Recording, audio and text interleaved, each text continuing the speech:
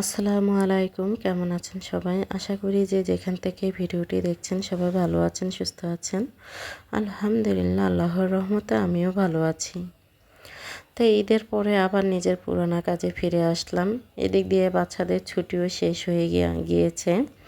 বাচ্চাদের স্কুল খুলবে, বাচ্চাদের পরীক্ষা আছে, ওদেরকে নিয়ে স্কুলে যাওয়া, স্কুল থেকে নিয়ে আসা, বাসায় এসে ঘর গোছানো, রান্না করা, সব কিছু মিলিয়ে আবার ঝামেলাতে পড়ে যাব। তো সেজন্য ভাবলাম যে আজকে পুরো ঘরটা খুব সুন্দর করে গুছিয়ে পরিপাটি করে নেব। ঈদের ঝামেলার জন্য এদিক দিয়ে বিয়ের ঝামেলা ছিল, ছোট ভাইয়ের বিয়ে ছিল আমার খালাতো ভাইয়ের, সেজন্য আর ঘরের কোনো কাজে ঠিক মতন করতে পারিনি। ঈদের আগে যেহেতু বিয়েটা হয়েছিল অনেকটাই ঝামেলাতে ছিলাম। তো এই তো আজকে আমি এখন আমার পুরো ঘরটাকে খুব সুন্দর করে গুছিয়ে নেব। তা আমি কিন্তু পরিপাটি থাকতে ভীষণ ভালোবাসি। পরিপাটি যদি না থাকি আমার একটুও ভালো লাগে না। তো দেখেন আমার সুকেস থেকে অনেক ময়লা বের হয়েছে, ভিতরে অনেক ধুলাবালি পড়েছিল, এগুলো সব কিছুই আমি পরিপাটি করে নিয়েছি। এদিক দিয়ে আমার ডাইনিংয়ে দেখেন খুব ধুলা পড়েছে। বাড়িটি হচ্ছে আমার রাস্তার পাশেই, অনেক গাড়ি ঘোড়া আসা যাওয়া করে। তো আমি আবার দরজা জানালা বন্ধ রাখতে পারি না, যেহেতু অনেক গরম পড়েছে। আপনারা তো দেখতেই পাচ্ছেন যে কীরকম একটা গরম পড়েছে। এত গরমে ঘরে থাকা তো অসম্ভব হয়ে যায়। তো কি করব, কোনো উপায় নেই, থাকতে তো হবে। তো সেজন্য অনেকটাই ধুলাবালি এসেছে বাহির থেকে, সব কিছু এখন গুছিয়ে নিয়েছি। এই টেবিল কাভারটি আমি নিয়ে আনার পরে আর আমি বিছাইনি। তো ভাবলাম যে আজকে টেবিল কাভারটা বিছিয়ে নেব টেবিলে। তা আসলে নতুন কিছু যদি টেবিলে যখন বিছিয়ে দিই তখন কিন্তু দেখতে অনেকটাই সুন্দর লাগে, খুব ভালোও লাগে। তাই তো আমার টেবিল কাভারটা বিছানোর পরে টেবিলটি কিন্তু আমার কাছে খুবই ভালো লাগছে। আজকে আমার অনেকগুলো কাজ জমে গিয়েছে, সবগুলো কাজে করে নিতে হবে। এদিক দিয়ে আপনাদের ভাইয়াকে বলেছি মাছ নিয়ে আসার জন্য। তা আপনাদের ভাইয়া মাছ নিয়ে আসবে আর আমি সব কিছু কিন্তু রেখে দিয়েছি। কি কি বাজার আমার শেষ হয়ে গিয়েছে, কি কি লাগবে, তো আপনাদের ভাইয়া সব কিছুই নিয়ে আসবে। তো মধ্যভিত্তিক পরিবারের বউ আমি, মধ্যভিত্তিক পরিবারের বউ কিন্তু হিসেব করেই চলি। হিসেব যদি না করি তাহলে দেখা যাবে যে অনেকটাই সমস্যাতে পড়ে যাব। তো সেজন্য সমস্যাতে কেন পড়ব, নিজেই একটু হিসেব করে চলি। টাকা সঞ্চয় করতে আমি ভীষণ পছন্দ করি। ছোট থেকে টাকা সঞ্চয় করাটা আমি মনে করি অনেক প্রয়োজন। 10 টাকা 20 টাকা করে যদি টাকা জমিয়ে রাখি, মাস শেষে দেখা যাবে অনেকগুলো টাকাই জমে যাবে। অনেকে আমরা ভাবি যে 10 টাকা 20 টাকা জমিয়ে আর কতই বা আমরা মাস শেষে জমা করতে পারবো। অনেকেরই অভ্যাস আছে, টাকা জমানোর অভ্যাস নেই। হাতে যদি বেশ কিছুটা টাকা থাকে আমরা বাহিরে চলে যাই খাবারের জন্য, আমরা মার্কেট করি, মার্কেট করতে ভীষণ ভালোবাসি। তো অনেকের অভ্যাস নেই, তাই জন্যে আমি বলি যাদের অভ্যাস নেই তারা কিন্তু ছোট থেকে টাকা জমানোর অভ্যাসটা করে নেওয়াটাই ভালো। আপনি যদি এখন 10 টাকা 20 টাকা করে জমা করেন তাহলে দেখা যাবে ভবিষ্যতে আপনি বড় অ্যামাউন্টের টাকা জমানোর অভ্যাসটা আপনার হয়ে যাবে। সেজন্য আমি বলি সব কাজে আগে ছোট থেকে শুরু করেন, দেখবেন ভবিষ্যতে আপনার এই ছোট থেকে একদিন বড় হয়ে যাবেন। তো এই অভ্যাসটা আমার ফ্যামিলিতে মোটামুটি আমাদের সবারই আছে। যেমন আমার শাশুড়ি, আমার হাজব্যান্ড, আমার বাচ্চারা, ওদেরও আছে। আমার বড় মেয়েকে কলেজে টিফিনের জন্য যে টাকাগুলো দিই, গাড়ি ভাড়া দিয়ে, আমার বড় মেয়ে কিন্তু ওখান থেকে অনেকগুলো টাকা জমা করে। ও প্রতি মাসে আমার মেয়ে দেখা যায় 2000 3000 টাকা জমা করে। তো ওগুলো জমিয়ে কিন্তু ও ব্যাংকে রেখে দেয়। তো সেজন্যে বলি যে ছোট থেকে যাদের টাকা জমানোর অভ্যেস আছে তারা কিন্তু বড় হলেও টাকা জমা করতে পারে। তো প্রতি মাসে আপনি আপনার সংসারের একটি লিস্ট তৈরি করে নেবেন, কাঁচা বাজারের লিস্ট, সবজি বাজারের লিস্ট, সব কিছু ধাপে ধাপে লিস্টটা বানিয়ে নেবেন। তাহলে দেখবেন আপনি বুঝতে পারবেন যে আপনার সংসারে কোথায় কত টাকা খরচ হচ্ছে। আমি কিন্তু এভাবে সব কিছুই করে রাখি, তাহলে আমি বুঝতে পারি যে আমার কোথায় কত টাকা খরচ হয়েছে। একটি মাটির ব্যাংক রাখবেন, ব্যাংকে যখন যাই পারবেন তখন তাই জমা করে রেখে দেবেন। টাকা জমানোর অভ্যেসটা আপনি এখনই করে নিন, দেখবেন আপনি খুব ভালো একটা অ্যামাউন্টে টাকা জমা করতে পারবেন। আজ করব কাল করব এভাবে করলে আপনি কখনোই টাকা জমা করতে পারবেন না। আপনার এই ভাবনাটা থাকতেই হবে যে না আমাকে টাকা জমাতে হবেই। তাহলে দেখবেন আপনি অবশ্যই টাকা জমাতে পারবেন। তো এই তো দেখেন আমি এখানে আমার মাসিক যে বাজারটা লাগবে আমি পুরো 1 মাসের বাজারটা এখানে নিয়ে আসব। এই বাজারটা দিয়ে আমি পুরোটা মাসে চলবো। তো দেখেন আমি এখানে কি মাছ নিয়ে আসছি। এখানে আমি তেলাপিয়া মাছ নিয়ে আসছি 3 কেজি। তারপরে এখানে পাবদা মাছ নিয়ে আসছি, কই মাছ, মুরগি।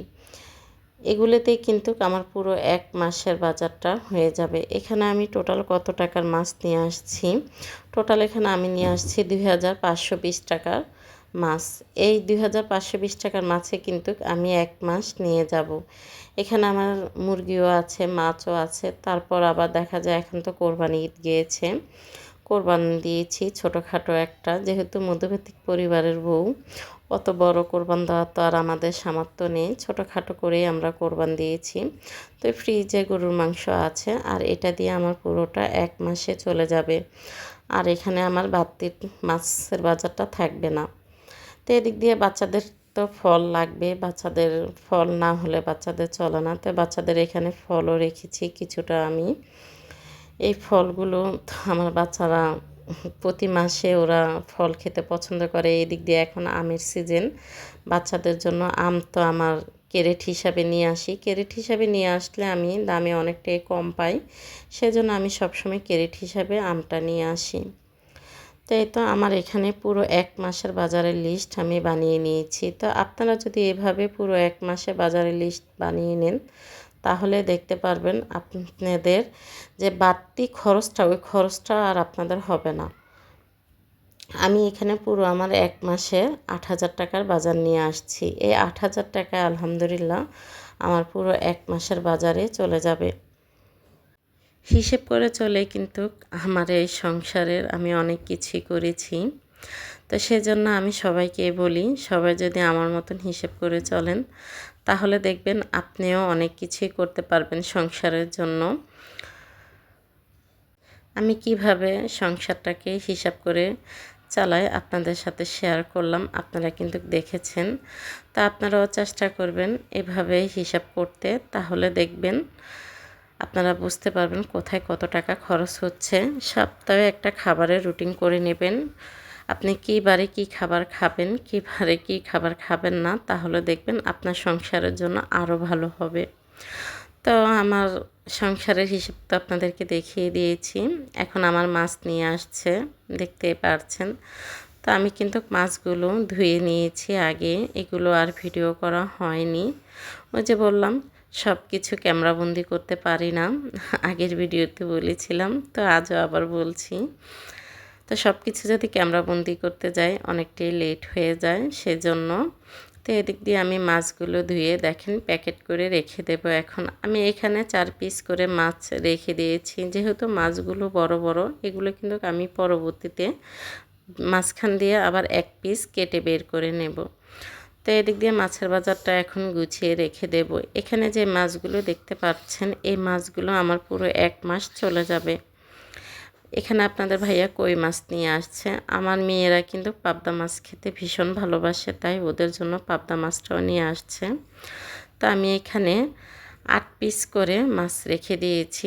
যখন মেহমান আসবে, যদি কেউ আসে, তখন আমি এখানে 2 প্যাকেট মাছ রান্না করব। আপাতত আমার মেয়েদের জন্য আমি 1 প্যাকেট করে রান্না করব। মধ্যবিত্ত পরিবারে এভাবে হিসেব করে চললে টাকা জমানো সম্ভব। হিসেব যদি না করেন তাহলে কখনোই টাকা জমাতে পারবেন না। আপনার ভিতরে এমন একটা পরিকল্পনা থাকতে হবে যে না আমাকে হিসেব করে চলতে হবে, টাকা আমাকে জমাতে হবে, তাহলে দেখবেন আপনার পক্ষে টাকা জমানো সম্ভব।